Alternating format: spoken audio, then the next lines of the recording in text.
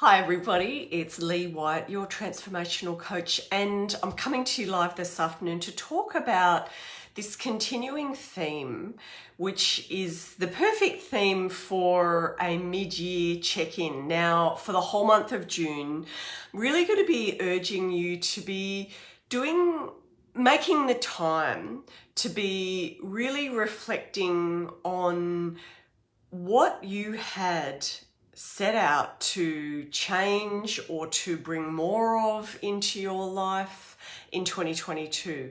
It's June, we're coming up for the middle of the year, you're halfway through, and without any feeling of guilt or worry around how the change is happening for you, because it may not be, I really want to encourage you to take some time.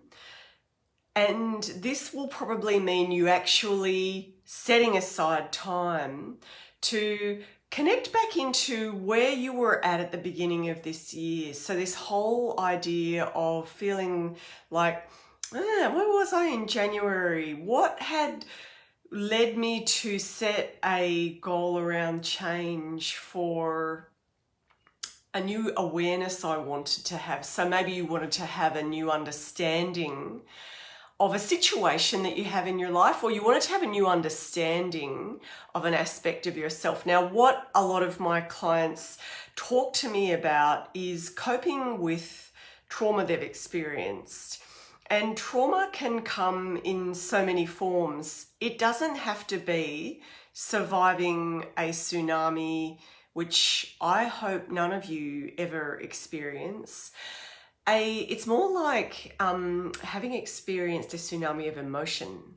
And so that is not an indicator of what happened to you in your outside world, but some types of trauma that people experience are loss. It can be loss of a job, it can be loss of a business, it can be loss of a relationship, a family member, it can be anything that you call loss.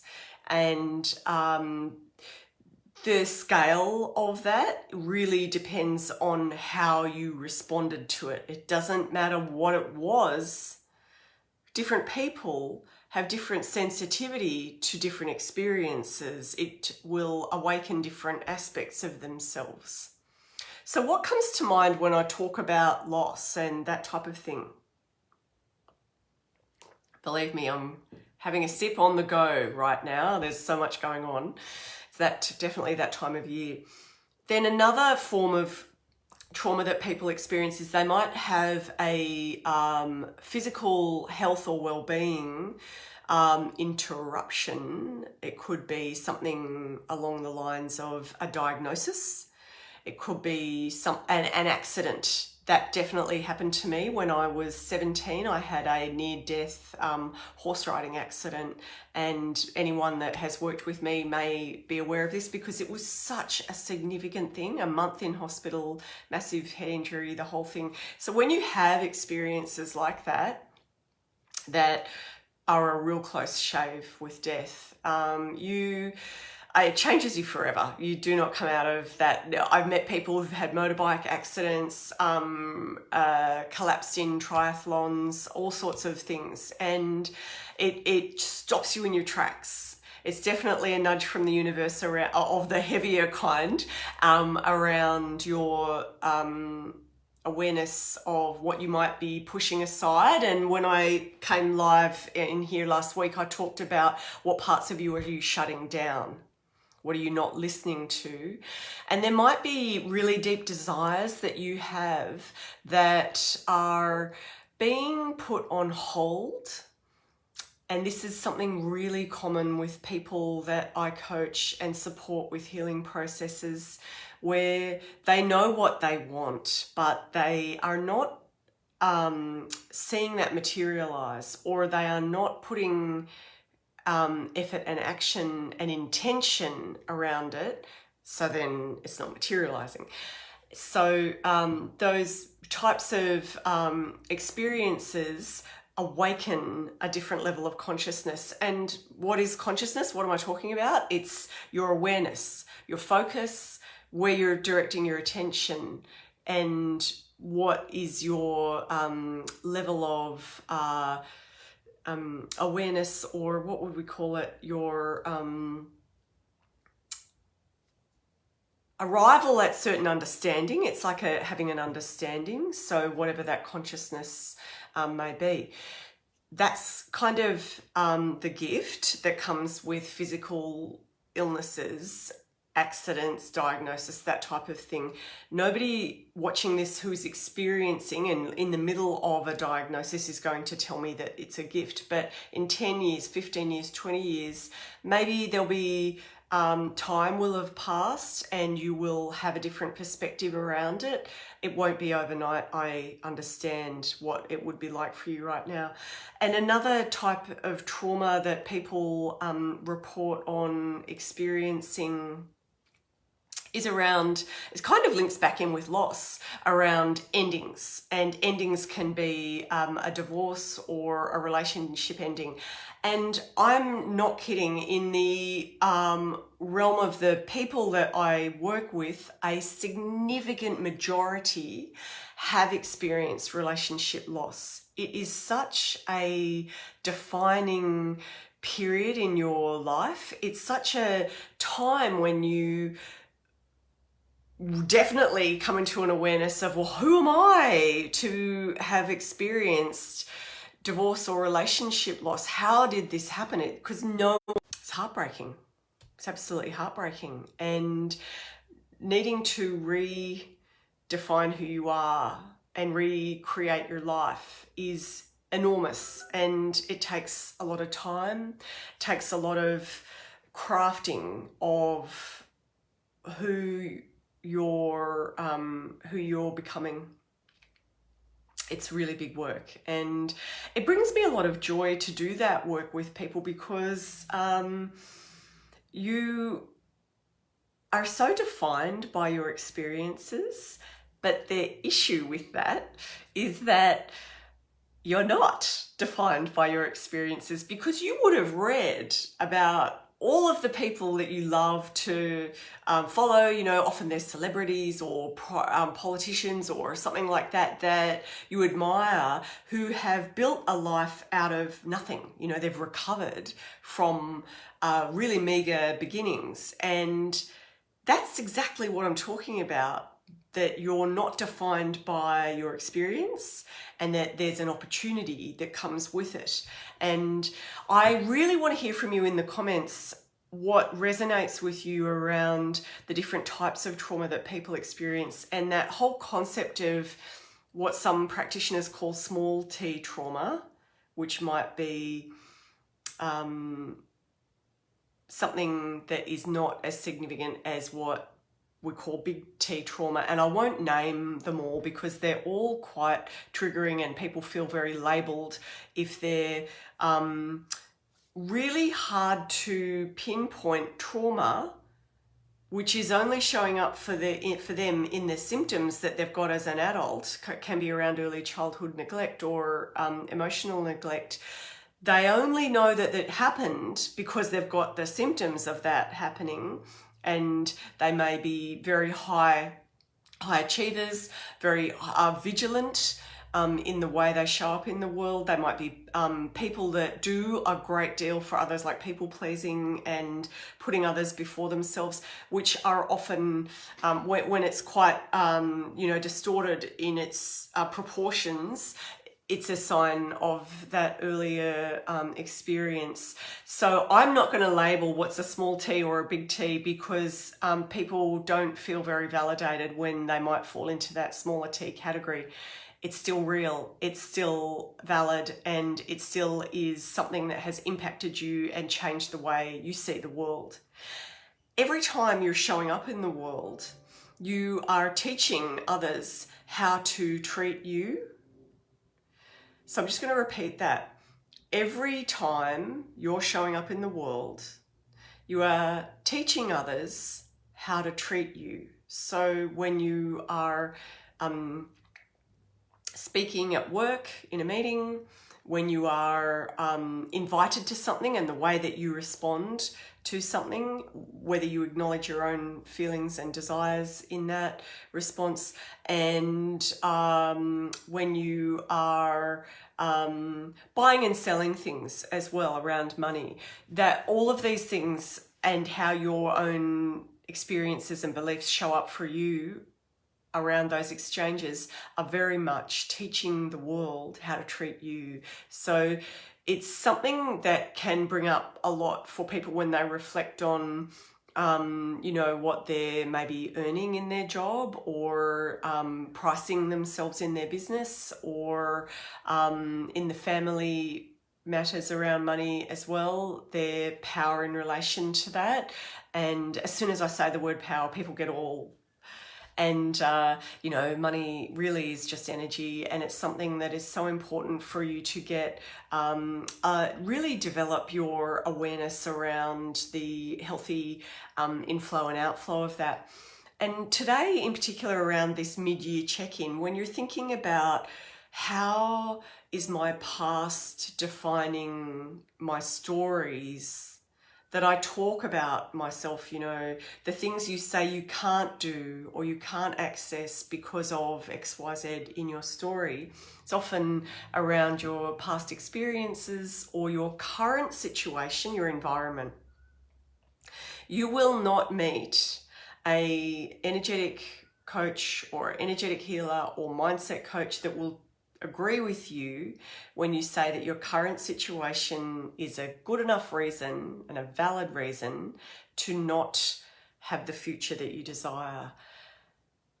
Your current situation, no matter what, does not define what's just around the corner for you right now. This is so important, because when you're reflecting on the last 6 months, and the part of you that you might have not been listening to and honoring and taking action around, it's really, really important to be considering these aspects of your trauma and how they might be showing up for you. Old habits, old beliefs that you are perpetuating but you don't even agree with anymore. That's what people mean when they say, is that really helping you? Is that serving you? Or is that getting in your way? Or are you getting in your own way? All of these questions are so valid when you're doing this reflection. So how to do the reflection and how to receive your inner guidance around what is the next best step.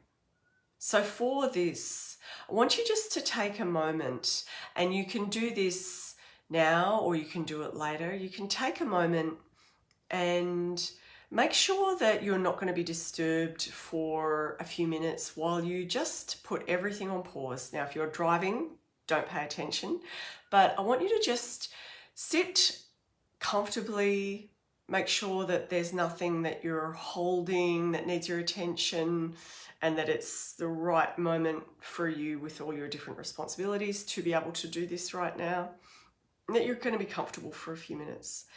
And I want you to just sit with your awareness, your thoughts. Take a nice deep breath in, all the way in through the nose, and follow that breath all the way to the back of the throat, down into the chest, and notice your body responding as the chest rises and falls. You're breathing out and doing it again, really just pausing and taking your awareness inside. So I feel myself going in with you, but I'm not going to. And really taking your awareness to your body as you're noticing how the body responds to the breath. It's a beautiful time to just take your awareness completely to your breath, and being very aware of any thoughts that come up for you, but being ready to let those thoughts go. Just let them go. It's okay. Doesn't mean anything when you have other thoughts. You're just going to take your awareness back to your breath. And continue breathing easily, focusing on that breath. Now just imagining taking yourself back to January 2022, the beginning of this year, or the time in the first couple of months of the year when you decided on something that you would let go of in your life and release from your life, or something that you decided you would bring in to your life. Now, if you want to, you can be placing your hand on your chest, really connecting into that heart space, and keeping your awareness around what was happening in your life when you were deciding on what 2022 would look like for you in terms of growth, change, and awareness. And in your external world, were you feeling comfortable with your situation and this was only a minor change you wanted? Or were you feeling more in a space of desperately needing something and really feeling like if you don't get it, there's going to be a consequence? Feeling fear? And what was happening in your external environment when you made the decision? What space were you in? What words come up for you? And if you want to, you can write them down, or just know that that's how you perceive what was happening at that time. Be very conscious of whether you were feeling confused, whether there was an aspect of fear, something that you were lacking. And did you feel powerful and that it would be easy and natural for you to create what you want in your life? Or did you feel that this is like shooting for the moon? It's really out of your reach. It's going to be hard and a lot of change is going to be required. And did you then make plans? And how are those going? If you start to feel frustrated and that nothing's happening for you, this is why I really wanted to create this time for you, because in this moment, as you are just quietly resting and reflecting, and you've slowed your world down enough to receive guidance, did you come into any awareness of what your processes have been around choosing an action to let something go or to bring something into your world, or to allow a healing or an awareness and shift in consciousness to happen? What was going on? Where emotionally was that decision coming from? Was it coming from a place of abundance and feeling really aligned with this vision? Or was it coming from a place of more on that, I'm kind of desperate now, this is the last resort, I must have whatever? It's really important to know what was going on at that time. And so over the last few months, stay in your quiet space if you like. Over the last few months, have you become even more aware of the urgency of this thing that you want to change? Have you experienced even some things that are very different to what you wanted, and now you know, like it's really sharpened your awareness of that? So this will be probably a little bit uncomfortable for you, and if you want to just bring your awareness back to the room around you, the space around you, start noticing the smells and sounds and getting ready to open your eyes in your own time, and come back to me in this discussion around what has happened since you set that original goal. Have you had an experience where you are now really acutely aware of how badly you want that change? If you have, there's a lot of value in that, because you are now in a much stronger awareness of the change needed, and maybe you can see why there was hesitation or reasons why it couldn't happen, because that means that your identity with the new change wasn't in alignment. You actually weren't ready at a particular level. And there's just a little bit more work around that shift in the belief that it's possible for you, or that it's in alignment for you with your values, and that it's the thing that you're going to really embody, bring through into your physical self. This is where the work is. And that really big identity shift is the only missing link for you. So when you think about the change that you want, so maybe you want to repartner, so you are in that category of different trauma types I talked about, where you've experienced relationship loss, and you want a new, give my shoulders a roll as we come back, you want to partner with somebody else, have a life partner. So what would that look like? You probably thought about it before, I imagine.